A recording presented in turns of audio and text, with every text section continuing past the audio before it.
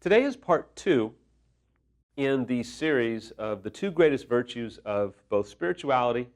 And don't let that scare you, because not everybody comes from a spiritual background, which is totally fine, which is why the other 2 great virtues of all recovery are humility and honesty. And so today we're talking about the necessity of honesty in recovery by the unfaithful spouse. Because without honesty in your recovery, unfaithful spouse, I can promise you, you can expect these difficulties. Now, I will throw out a caveat. If you are a betrayed spouse, you cannot live and you should not live under the auspices of this peace at all costs mentality. There's going to have to be an opportunity for you to be safe enough to be honest. You're going to have to tell your unfaithful spouse some honest information about what you feel, what you felt, struggles that you've had in your own recovery, because if you constantly stuff that stuff down, and if you live by a peace at all costs approach, eventually you're going to be so bound up with resentment and anger and hostility that it will no longer be about infidelity. It will now be about the inability to process the anger and the resentment that you have been stuffing down for months and years. So it is going to be essential at the right time, at the right place, with the right people for you to also live by honesty. Today, though, we're talking about what recovery will look like for the unfaithful spouse if there isn't honesty. If there isn't honesty in recovery, unfaithful, I can tell you, you're really not going to be able to experience much forgiveness. Because until you're honest, your betrayed spouse doesn't know what they are choosing to forgive. Until you are honest, your betrayed spouse doesn't know what they are choosing to live with or what consequences they're choosing to live with. Until you're honest, they're never going to be able to gain ground on forgiveness, and they're never going to be able to gain ground in their own personal recovery. Which leads me to my next point, which is momentum. Without honesty, there's never going to be significant amounts of momentum, or they will be very short-lived, and to add to that, they will be short-lived, but the lows will be so much lower, because when there's multiple disclosures or multiple D-days, there can be no momentum, because you're not being honest, you're drip-feeding them, or you're trickle-truthing them. And as long as that's in place, you can expect the betrayed spouse to be frustrated, angry, resentful, and eventually pulling back, because without honesty, they can't wrap their mind around the situation and they cannot develop momentum personally. It's very difficult for them to gain it personally, but it's incredibly difficult. In fact, it's really impossible for them to gain momentum maritally with you without honesty. Without honesty, there's also not going to be any trust. So often I hear unfaithful spouses say, I wish that they would just trust me. You know, I've been clean, or I haven't acted out, or I haven't done anything, or talked to my affair partner for X amount of time. But that's not necessarily how you win back trust. You win back trust by being honest, because honesty is what spills over into intimacy, and intimacy is what's going to rebuild trust over time.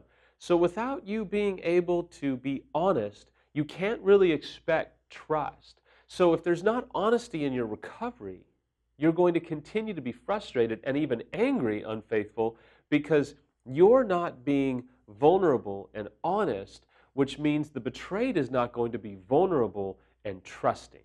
Another thing that you can expect when you are not honest in recovery is for your betrayed spouse to not be vulnerable with you. Because if they can't trust you to be honest, and if they can't trust you to have honest vulnerability of your own, they're not going to feel safe enough to be vulnerable with you. And I know early on for me, I was really frustrated and started to get angry because I wanted Samantha to be vulnerable and just talk with me.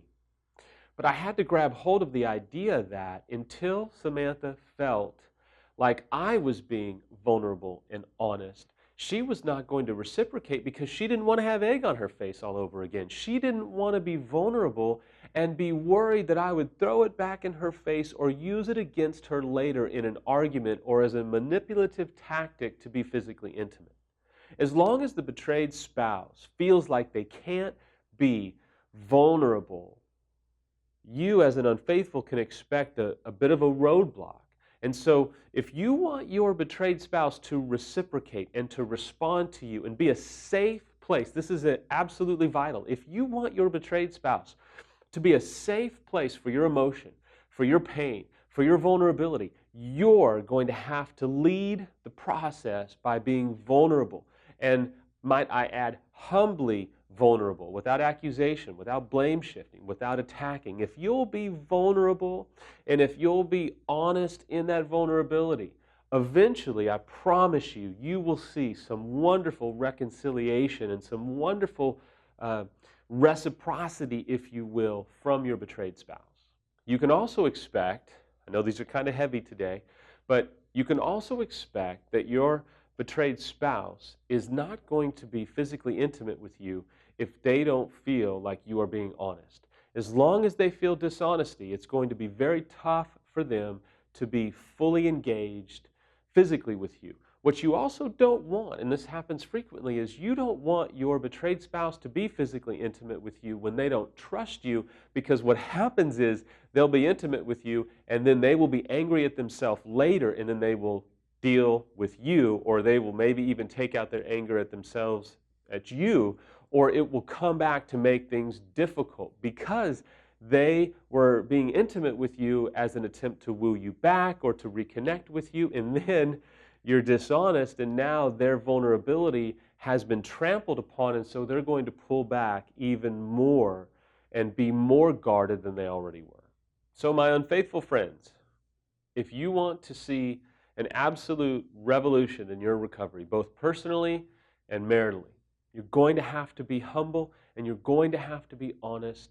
And I would tell you, do not just run out and drop these huge bombs of honesty upon your spouse. You're going to have a plan and a protocol to be able to be honest with them in a way that helps them, that you're not just unloading on them, but you're doing it in a way that's restorative and redemptive, because it's going to take time for the betrayed spouse to be vulnerable and meet you in the middle.